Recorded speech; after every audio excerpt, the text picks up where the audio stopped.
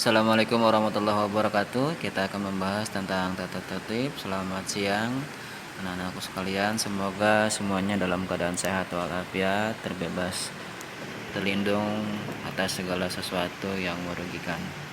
Pada kesempatan kali ini kita akan membahas tentang yang namanya peraturan dan tata tertib sekolah.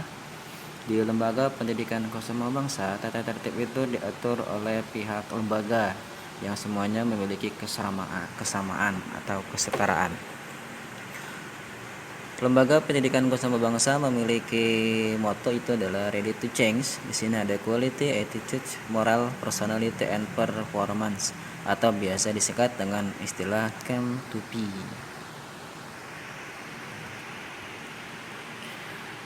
Terdapat 9 pilar karakter yang berasal dari nilai-nilai luhur universal, yaitu ini untuk tambahan dan untuk selalu diingat dan kita amalkan.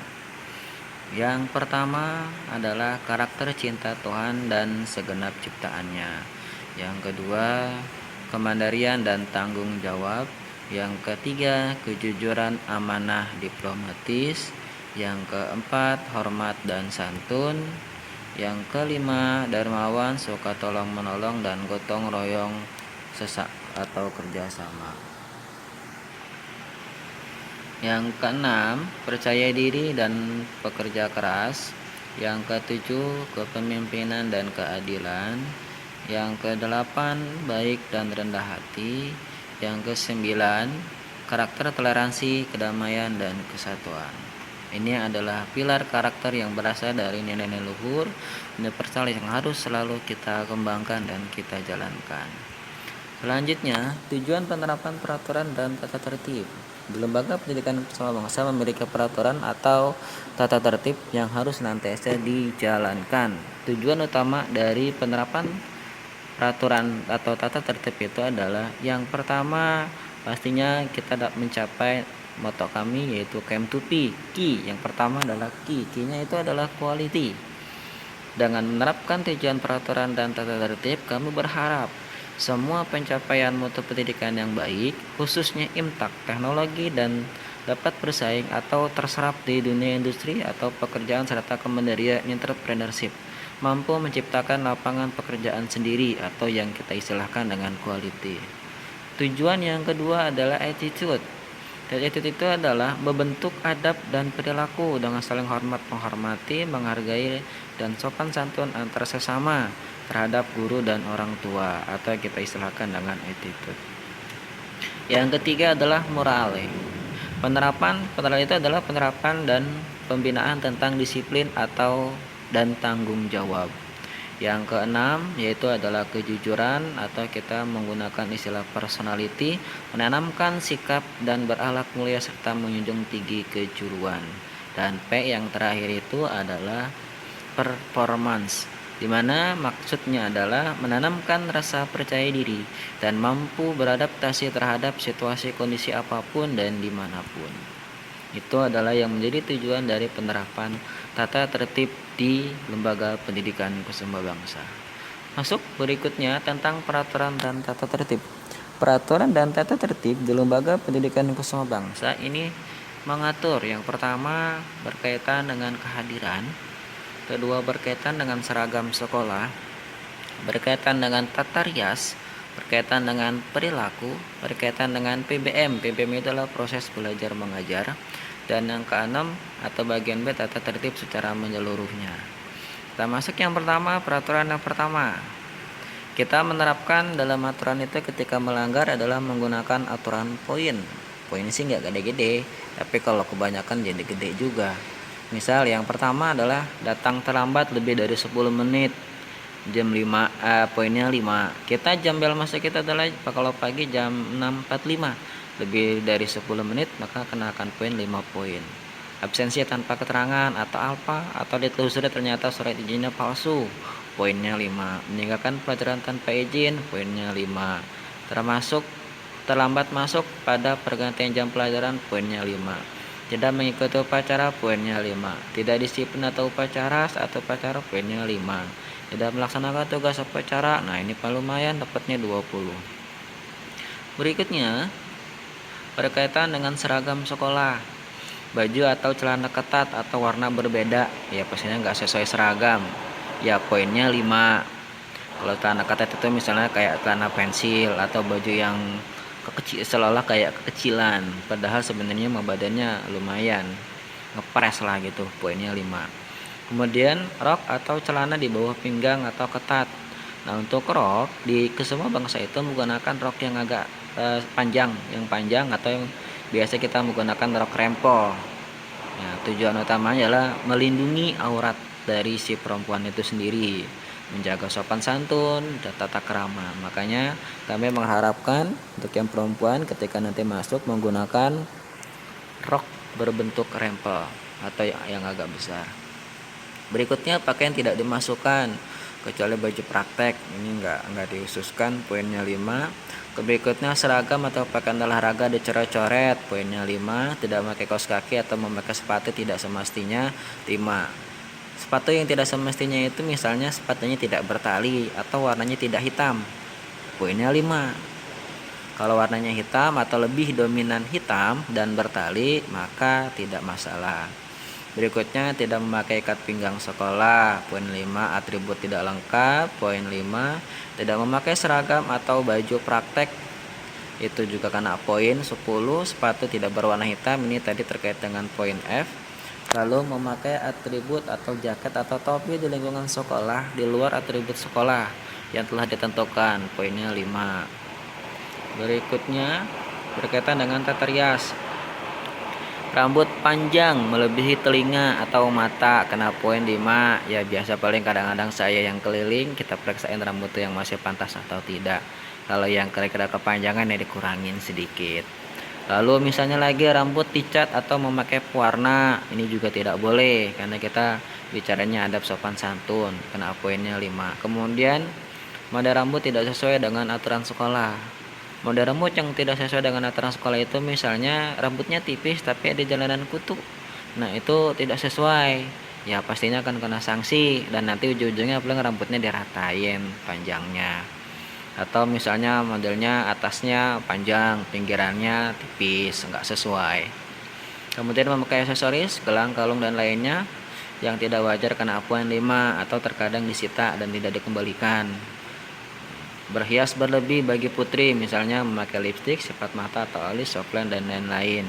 Ini juga nanti kita terapkan tidak, karena masih sudut pandang orang kita cenderung masih melihat ketika ada anak sekolah pakai lipstik yang terlampau berlebihan, akan ada pertanyaan, "Neng, mau ke mall apa mau sekolah?" Makanya diharapkan kepada seluruh siswa juga memakai lipstiknya, ya mungkin kalau misalnya mau pergi ke mall ya silahkan, ke sekolah ya janganlah. Menurut kami itu kalau ke sekolah memakai lipstik bukan pada tempatnya. Kemudian yang F, diketahui bertato atau tindik lidah, hidung, telinga, cat kuku atau kutek, itu kena poin 10. Berikutnya berkaitan dengan perilaku.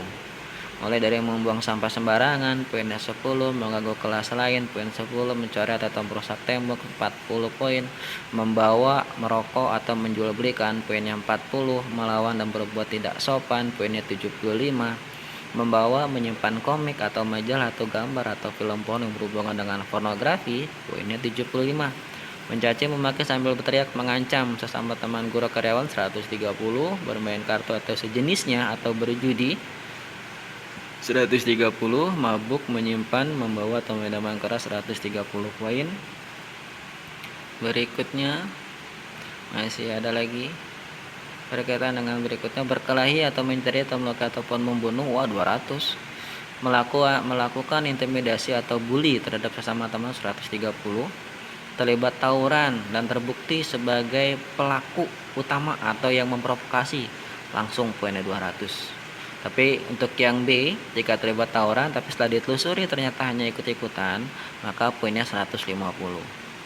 Mencuri, memeras, menodong, poinnya 200. Berbuat asusila, hamil, menghamili, menikah atau pelecehan seksual lainnya, 200. Membawa senjata api dan senjata tajam, 200. Membawa atau menyimpan, menggunakan pengedaran dan memperjualbelikan narkoba, poinnya 200. Ini ketentuan lain berikutnya. tentang PBM atau proses belajar mengajar. Tidak mengikuti KBM dengan serius, poinnya 10. Tidak melaksanakan tugas piket 10. Mengacak-acak meja 10. Mengerjakan tugas 10. Tidak berdoa pada jam pertama 10. Nongkrong di luar kelas atau pada pergantian jam 10. Main handphone pada saat belajar atau jam PBM 20. Jadi kalau misalnya untuk yang game main handphone, di depan ada guru, tapi kamu sambil main handphone, sambil chatting atau segala macam, ya poinnya 20. Kalau ketahuan sama gurunya, dan ujung-ujungnya biasanya disita. Kalau mau diambil ya orang tua yang ngambil ke sekolah.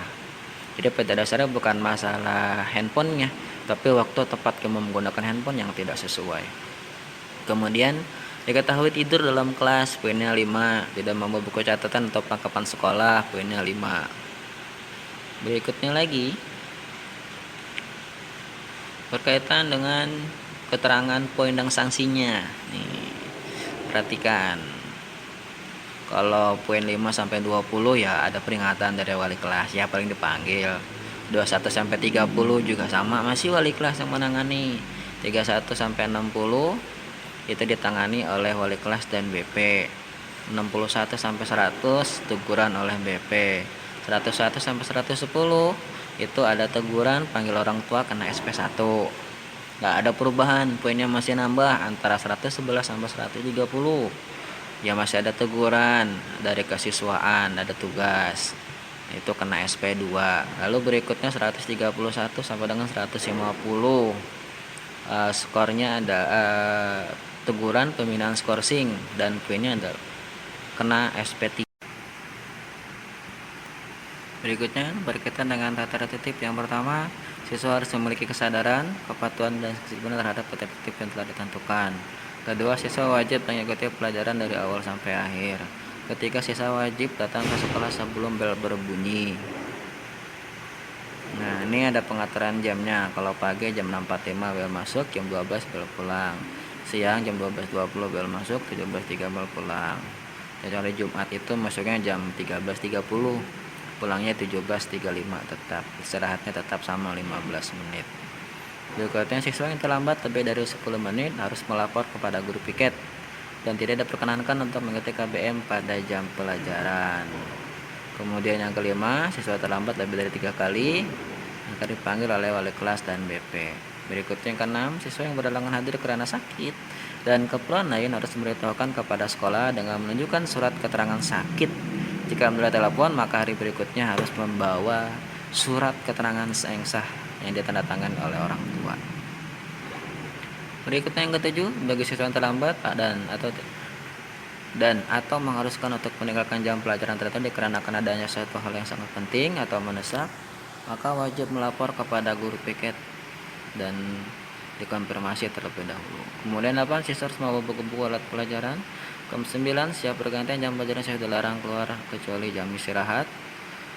10, siswa wajib berdoa menurut agama dan kepercayaan masing-masing sebelum sesudah pelajaran selesai. 11, ketua kelas harus melapor kepada guru piket 5 menit setelah bel apabila terlambat atau barangkali seluruh siswa belajar di kelas dan tidak menimbulkan suara gaduh. 12, selalu menjaga ketertiban, kebersihan kelas dan lingkungan sekolah, menghormati kepala sekolah, guru, karyawan, dan sesama pelajar. Selama kegiatan belajar, pelaksana siswa tidak diperkenankan, dilarang makan atau minum atau mengaktifkan atau menggunakan handphone kecuali dengan seizin guru mata pelajaran. 15, membawa uang secukupnya, tidak berlebihan, tidak jika dititipkan uang SPP dananya wajib dibayarkan. Dilarang minum keras, mabuk, menggunakan, bawa dan mengedarkan narkoba dan sejenisnya, tindakan tawuran. Mematuhi tata tertib seragam sebagai berikut. Ini ketentuan seragamnya. Kalau hari Senin itu atasnya putih, bawahnya kotak-kotak. Kalau pakai almet itu biasanya yang sudah kelas 11 atau kelas 12 ada almetnya. Kalau kelas 10 belum. Kemudian Selasa atasnya werpak atau baju kejuruan, bawahnya putih. Rabu atasnya batik, bawahnya abu-abu. Hari Kamis pramuka, hari Jumat muslim abu-abu dan jilbab putih untuk putri. Untuk hari Sabtu di program sebelumnya kita gunakan untuk ekstrakurikuler. Tapi untuk tahun ini pelajar ini kita akan ada KBM di hari Sabtu. Nanti jadwal dan informasi akan disampaikan oleh wali kelas masing-masing. Selanjutnya 18, memakai sepatu hitam dan tali sepatu warna hitam atau putih dengan kaos kaki putih sebetis. Bagi siswa yang berkerudung wajib menggunakan jilbab berwarna putih dengan memakai dalaman putih atau hitam. Dalaman itu ada juga yang nyebutnya ciput ya. Ciput dia harus dipakai itunya. 20 siswa atau siswi tidak boleh dilarang menindik lidah, telinga, hidung atau mentato badan. Kita juga di sini ada program tadarus. Jika kalian masuk, ini bacaannya kita baca secara bersama-sama. Jadi mungkin ada di antara kalian yang tiap hari itu bawanya juz amma. Kalau di Jumat biasa kita ada yasinan. Kalau pagi itu yasinannya habis bakti, kita pagi kerja bakti, lalu yasinan, lalu baru masuk jam pelajaran. Tapi kalau jam siang, kita yasinannya pertama kita belajar sekitar 4 jam pelajaran, lalu diisi dengan yasinan. Kalau sekarang karena pembelajarannya online, kemungkinan tadrus harian di rumah masing-masing. Kita keluar di sini ada kegiatan pramuka, ada paskibra, ada PMR, rohis, English club, marching band, taekwondo, panahan, basket, badminton, futsal. Kemudian di sini juga kita punya kelebihan, kita punya program LDKS dengan tidak mengeluarkan biaya tambahan. Sebelumnya kita ada kegiatan LDKS di Bekang Kostrad selama 2 hari 1 malam.